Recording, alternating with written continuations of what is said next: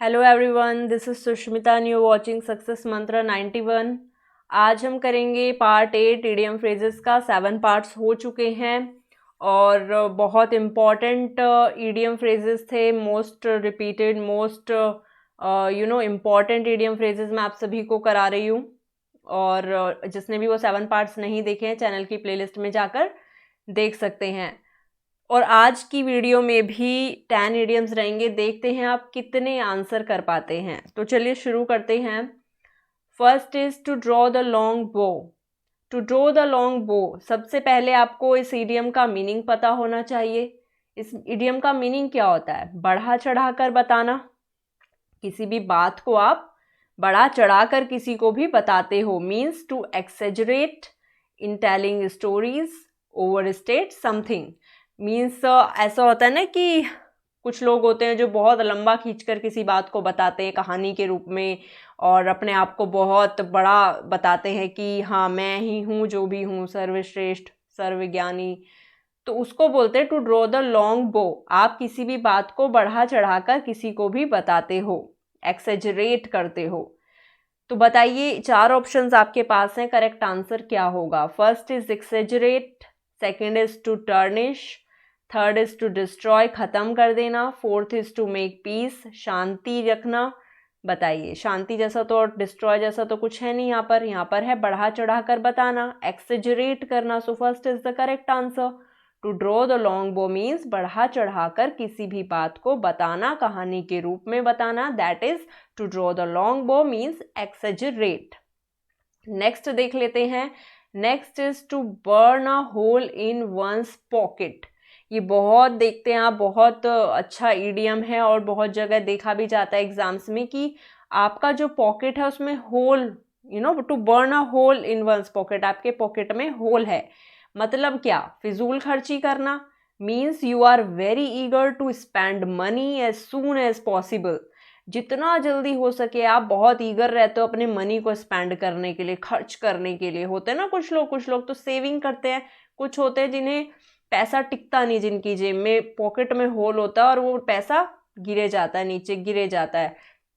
तो इस तरह से आप ट्रिक बना सकते हैं याद करने के लिए कि फिजूल खर्ची होती है बेवजह पैसा खर्च करना, फिजूल के कामों में पैसा खर्च करना।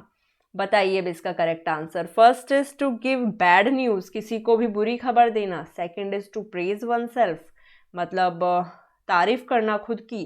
Third is to make peace, शांति बनाए रखना। या फिर fourth is to spend money quickly. बिल्कुल, fourth is the correct answer कि टू स्पेंड मनी क्विकली। आप क्या करते हो? आप मनी को जल्दी जल्दी क्या करते हो? स्पेंड करते हो, खर्च करते हो। That is to burn a hole in one's pocket, फिजूल खर्ची करना। नेक्स्ट देख लेते हैं। नेक्स्ट है इस तरह से, देखिए, एक तो आपसे सीधा इडियम पूछ लेंगे। बताइए, 4 ऑप्शन देकर। एक पूछेंगे कि ऐसे सेंटेंस के फॉर्म में पूछेंगे कि don't shout at anyone without rhyme और रीजन। अब ये जो रेड कलर में यहाँ पर है ना, ये इडियम है और इसका मीनिंग आपको बताना है। तो सेंटेंस की मदद से आप समझिए कि कहना क्या चाह रहा है सेंटेंस में।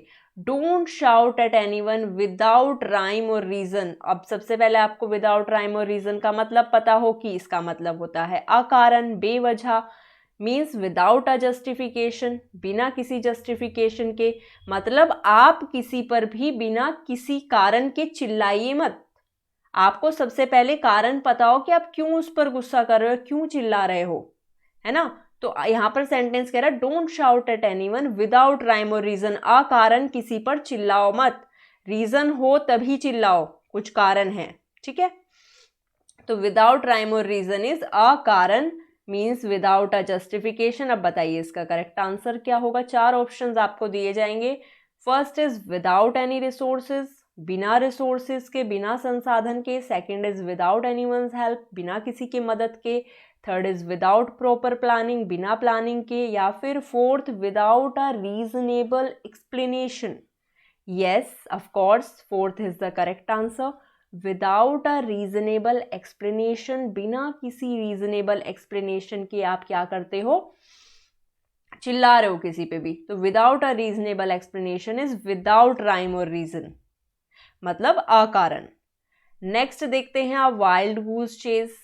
मीन्स व्यर्थ का प्रयत्न, बेकार की कोशिश, मीन्स यूजलेस एफर्ट्स। आप क्या कर रहे हो, बिना किसी आपके जो एफर्ट्स हैं, आपकी जो एफर्ट्स आप लगा रहे हो यूजलेस है, क्योंकि उससे कुछ मिलने नहीं वाला है ना। वही तो होता है वाइल्ड गूस चेज। किसी भी आप वाइल्ड गूस को चेज करे जा रहे हो, क्या मिलेगा आपको ये सब करके, बिना बात की तो एफर्ट्स हो रहे हैं। सो व्यर्थ का प्रयत्न। आपके पास 4 ऑप्शंस है, बताइए करेक्ट आंसर क्या होगा। First is delayed action, action में देरी। सेकंड वाइज डिसीजन, बुद्धि बहुत वाइज कोई फैसला लेना। थर्ड इज यूजलेस सर्च, या फिर fourth is timely action. Obviously third is the correct answer, useless search. आप यूजलेस एफर्ट्स कर रहे हो, यूजलेस सर्च कर रहे हो, that is a wild goose chase, means व्यर्थ का प्रयत्न।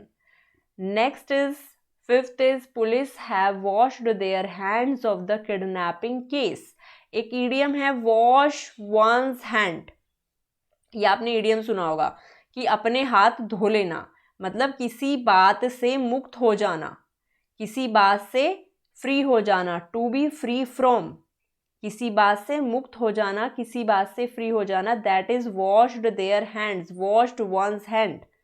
तो यहाँ पर सेंटेंस इस तरह से दिया गया है, police have washed their hands of the kidnapping case. Kidnapping case था कोई और उसमें पुलिस ने अपने हाथ धो लिए, मतलब पुलिस वहां से फ्री हो गई, पुलिस को उस केस से कोई लेना देना नहीं है, तो उसे बोलते हैं wash one's hands, means washed their hands. यहाँ पर एज अ सेंटेंस ये ईडियम यूज हुआ है, मतलब सेंटेंस में ये ईडियम यूज हुआ है।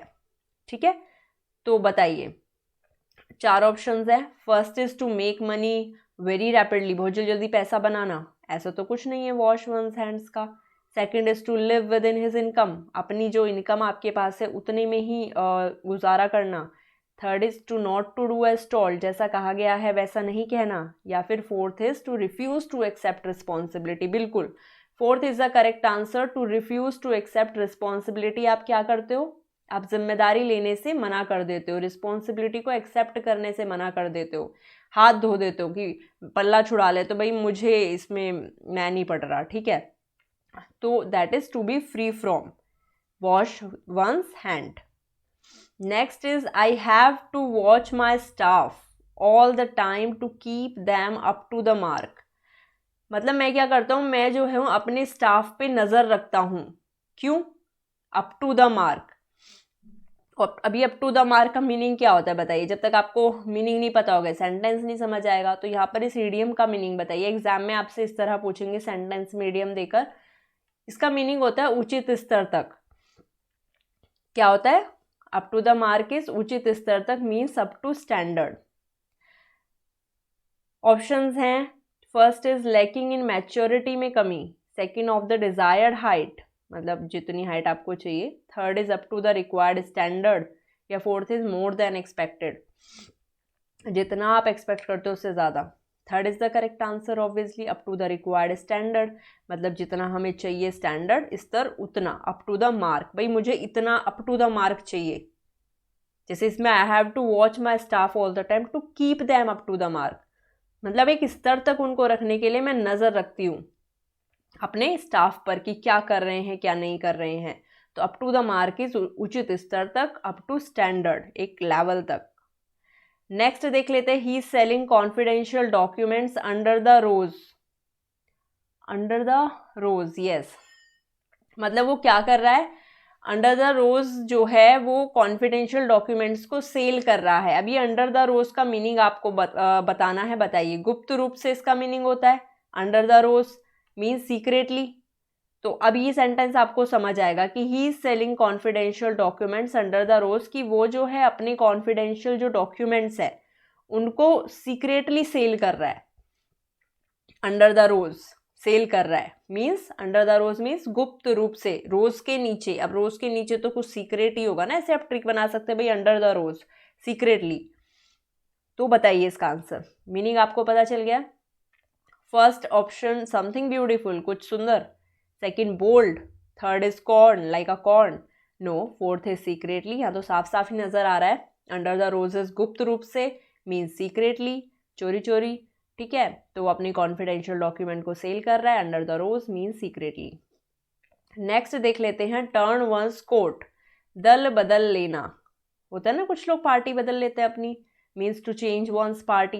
एक बंदा जैसे कोई भी है, आपने बीजेपी छोड़ के कांग्रेस में चले गए, कांग्रेस छोड़ के आप पार्टी में चले गए, तो उसको बोलते हैं टर्न वंस कोट, मतलब अपने कोट को टर्न कर देना। आप क्या कर रहे हो, दल बदल रहे हो।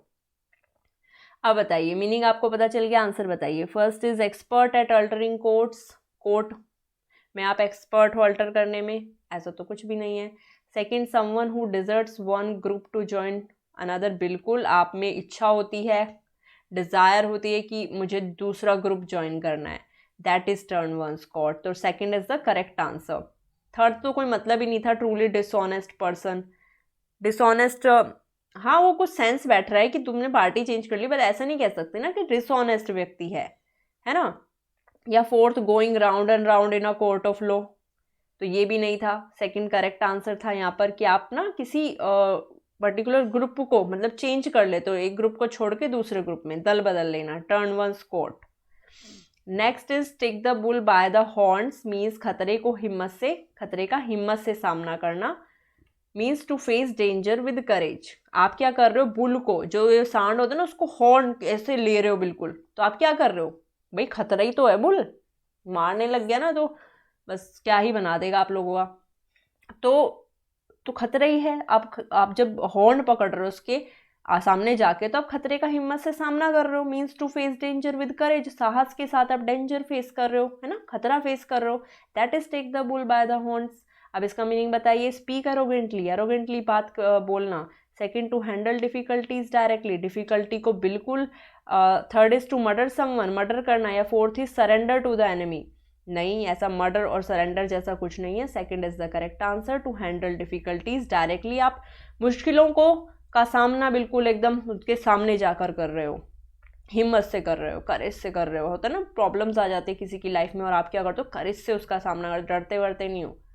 नेक्स्ट देख लेते हैं, टॉल टॉक इज शेखी मारना, मीन्स बूस्टिंग। होता है ना, कुछ लोग बड़ी बड़ी टॉल टॉक करते हैं, बूस्टिंग करते हैं, लंबा लंबा खींच के मैटर को, तो बताइए इसका। First is exaggerate the matter, second free advice, third nonsense, lengthy talk, लंबी लंबी टॉक। कुछ लोग तो बच्चे तो लेंदी टॉक लगा देते हैं, अच्छा टॉल टॉक लिखा है, लेंदी टॉक, लंबी लंबी टॉक, लंबी लंबी बातें, तो ऐसा कुछ नहीं है। आप थोड़ा भावनाएं समझिए, क्या कहना चाह रहा है ईडियम कहना चाह रहा है टॉल टॉक, लंबी बातें नहीं, यहाँ पर आप किसी मैटर को खींच देते हो, आप शेखी बखार रहे हो, बड़ा चढ़ाकर बताना, so that is exaggerate the matters.